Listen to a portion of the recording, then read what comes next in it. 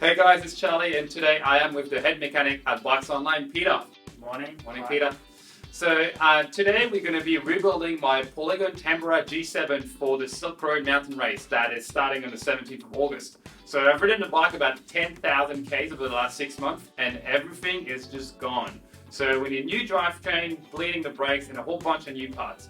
I'm an absolutely terrible mechanic, so Peter's going to take care of all of this. Can you tell us a bit more about what's going to be happening there, Peter? Yeah, so as Charlie's been doing a lot of good training over the last 6 months, we're going to be replacing everything, and some of the parts we're going to put on are maybe not what you would normally find on a regular major overhaul service like this. This is something you might do at that around 10,000 K mark or once a year. Have a think about how long you've been riding it, and you might be up for that new chain, cassette, jockey wheels, chainring even. In Charlie's case, there's going to be a few interesting things going on with that, which we'll run through when we put the parts on the bike. We're going to change most of the stuff that really needs to be changed, so the bike is really race ready for 2,000 Ks of riding in the mountains of Kyrgyzstan. Let's get started. I've got to do a bit of prep on the carbon frame to make sure we don't get any creaking for Charlie. This is a product called lanolin, which comes from the production of Australian sheep's wool. It's a kind of a wax-based product, similar to a grease. Not good for bearings, inside bearings, but it is good for assembly. No corrosion, so good for your aluminium or metal bikes. So I've got my UDH hanger here. This one is no grease on the threads of your UDH. That's what SRAM says.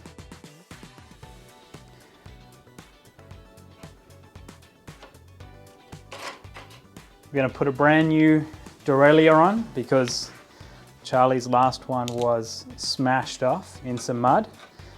This is actually a GX Eagle derailleur, which is not what you would normally see on this bike, but because we're going to a big ratio for Charlie, we needed that longer derailleur cage to handle the bigger cassette.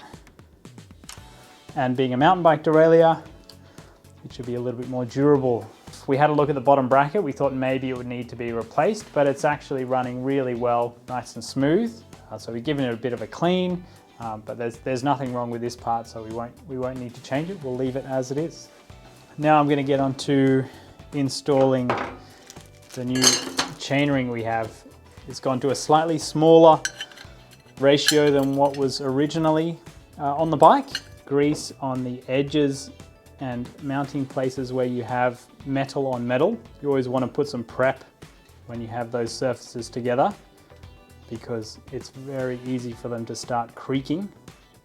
This is aluminium on aluminium, which is a good area and likely area where you'll get some creaking if you don't have anything on there.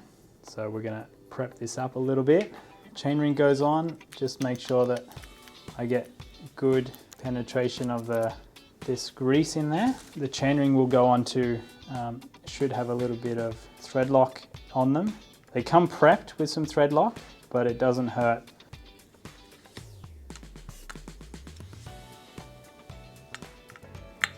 We're gonna get the crankset on the bike. SRAM has a little bearing tensioning ring that gets installed, in this case on the non-drive side. This one I'm gonna put a bit of just thread prep on, just to make sure that it spins nicely, and when it's tight it shouldn't come loose. Hang on.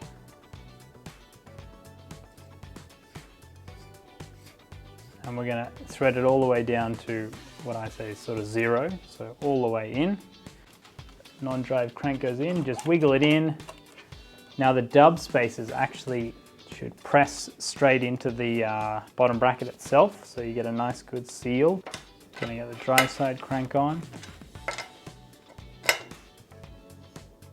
Tap on both sides to make sure that the cranks are set. At the moment the cranks have a little bit of side-to-side play. That's because all frames are different. So SRAM has this preload ring.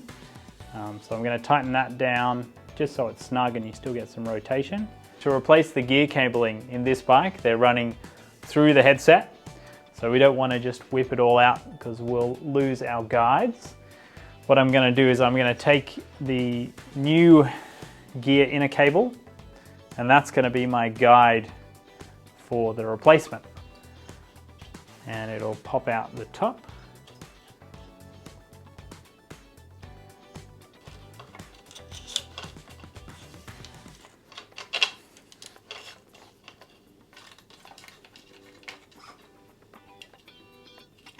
So we're going to put in a new cable into the shifter. Gone to a mountain bike rear derailleur. The hose length will need to be adjusted. And that looks about right. It looks pretty happy. Because we've changed to a mountain bike rear derailleur that doesn't have any adjustment in the cable. Sometimes on a road bike you'll have your little barrel adjuster, what it's called, on the end of the derailleur, so you can do some fine adjustments to the gear cable tension. That's gone down this end, so we've got to put something at this end to make sure that Charlie can adjust a cable that might be a bit stretched. And we're going to put what's called an inline barrel adjuster, and that's going to go just under here, so it's on a nice straight bit of cable.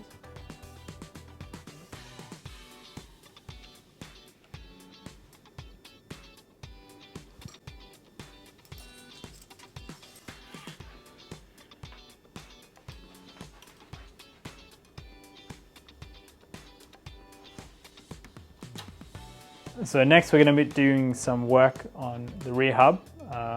Charlie had two bearings die on the inner side of the hub body. We're going to replace those, put some new ones in, put some fresh grease, and then put it all back together. We want to add a bit of something to the surface so that they glide in nicely and we don't get any creaking. When pressing these bearings in, it's very important to make sure that everything is straight and lined up, because the steel bearings are obviously much tougher than the aluminium of this hub body, so they can actually gall and mark on the way in. Pre-hub body will get some special grease that's super thin, so it won't get too sticky. I've made sure that this seal is quite clean, no marks, no cuts in it, because that's going to be what keeps all the water out of this system. I'm going to put some thread lock on this non-drive side. I guess you could call it a tension cap, because we don't need it coming undone. We're just going to set it so that it spins nicely.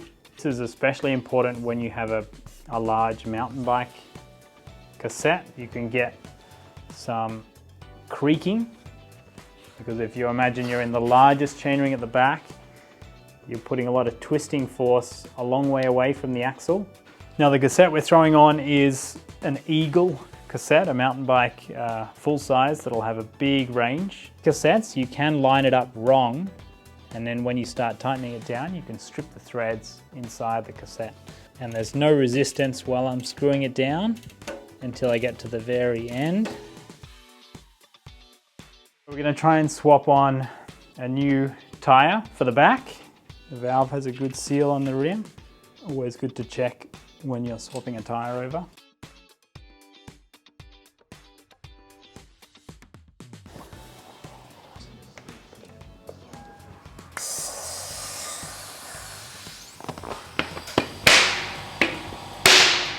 Okay, now we're going to have a go at the brakes.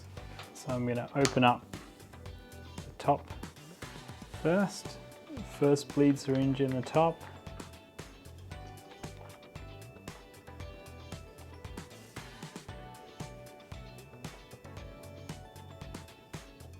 I want to make sure all the bubbles are out from inside the syringe. I'm going to push the pistons back up to the top. So I don't want any old fluid coming back down into the fresh stuff. And to push them back, you just got to be really gentle.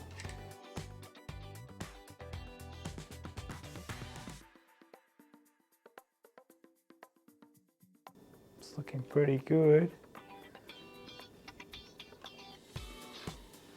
So there'll be a bit of dribble that comes out, but at least you don't get any air going in. Keep the right hand piston in where it is with just a little bit of force, and then I want the left hand piston to come out.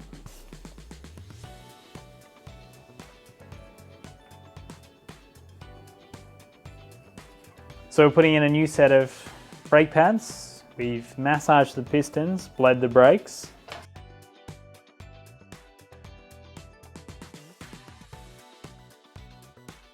The hub has an aluminium body, and then on these rotors it's actually a steel part of the rotor, and if you don't have anything in between them then they might get stuck in this case because you get two different metals.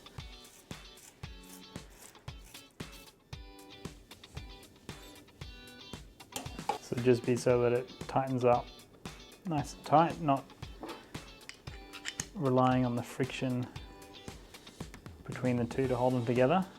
I'd hate for you to be riding in the middle of nowhere and then you lose one of these.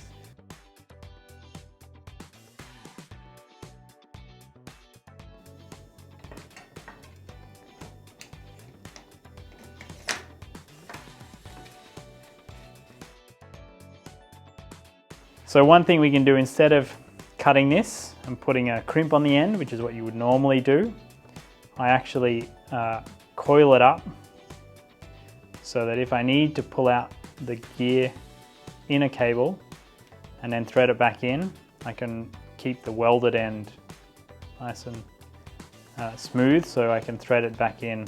If I'm ever joining a chain, I try and drop it off the front end so it's nice and loose, you're not fighting against the spring of the derailleur. So now I put a new cable in. I'm going to do a bit of what's called a pre-stretch on the cable, where you just do some shifts, hold the derailleur with your fingers, make sure it doesn't shift, and that'll introduce a bit of stretch in the system. It also helps to check that all of your cable ends are snug and popped into where they should be before you finish setting up the bike.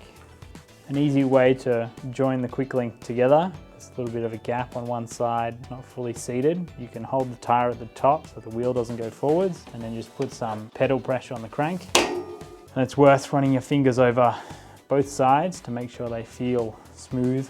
So now we're gonna stick on some new bar tape. We've got the cables how we want, brakes are all bled, so I can finish up the bars. You might even say we're gonna wrap up the bar tape.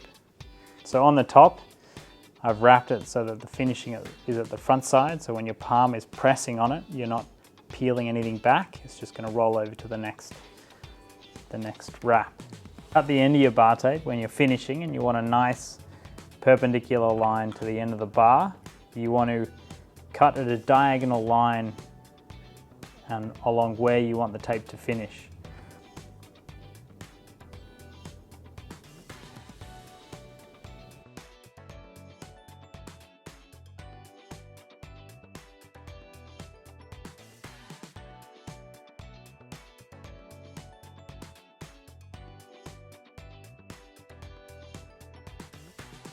So the bike is all done, and we'll go back to front on everything that we've changed with the bike. We've got a new tyre on the rear with some fresh sealant inside. We've got a new longer cage mountain bike, Eagle 12-speed derailleur from SRAM. We've got a new larger Eagle mountain bike Cassette from SRAM. We got the flat top Rival SRAM chain to hopefully give it a bit more durability. We've got new pads in the back, we've got the pistons massaged, cleaned, fresh fluid in the rear brake. The BB was all good. We've got the pedals off and on. That's a good trick to always check if you're going to do a long trip. Make sure you get the pedals off somewhere where you've got some nice tools, so that when you go to put them back on again, you're not stuck there with some seized pedals. I had to fly home with a crank in my hand with the pedals still attached because I couldn't get it off. We've got new gear cabling to keep that shifting nice, and we've got fresh fluid in the front hose and fresh pads in the front caliper as well. A lot of massaging and cleaning going on with those pistons in the front brake. New bar tape on the handlebars, and the nifty little thing is the barrel adjuster that we've included on the gear housing, so that while Charlie's riding along he can actually tune his gears a little bit if it gets bumped or the cable gets stretched on his ride. And we're going to check the front sealant in the front tyre later down the track, once we get closer and we may need to change the tyre anyway. That's why we haven't done it in this service. And we've also done new bearings in the rear hub. That's about everything that you almost can do to this bike, and it seems to be working well. Yeah, so we've got a new tyres coming as well. It's a little bit late, so that's going to be changed. But the bike is basically running perfectly after all the gear change that we've just done. And for once, I cannot blame the equipment because Peter's actually done the changes. So pretty excited to get on the road. So the race starts on the 17th of August. So tune in on the BikesOnline YouTube channel, on Instagram, or on my Instagram. And then I'll see you soon in Kyrgyzstan. Thank you.